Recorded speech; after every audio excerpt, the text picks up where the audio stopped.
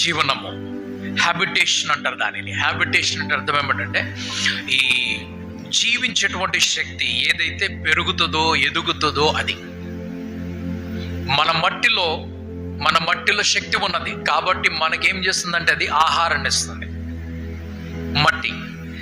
ఈ మట్టి వంటి ప్రదేశములు అనేకములు ఉన్నాయి, కానీ ఆహారం ఇచ్చేటువంటి ప్రదేశము ప్రస్తుతానికి మనకి భూమి కనిపిస్తున్నది.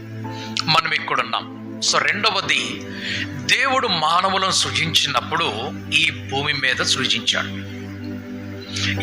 సృజించాడు కాబట్టి ఈ భూమిని దాటుకొని మానవుడు ఎక్కడికి వెళ్ళలేదు. ఇన్ని యుగాలు దాటిపోయాయి, ఎన్ని సహస్రాబ్దులు దాటిపోయాయి.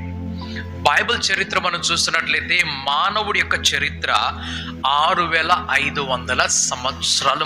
మానవుని చరిత్ర అంటే మనిషి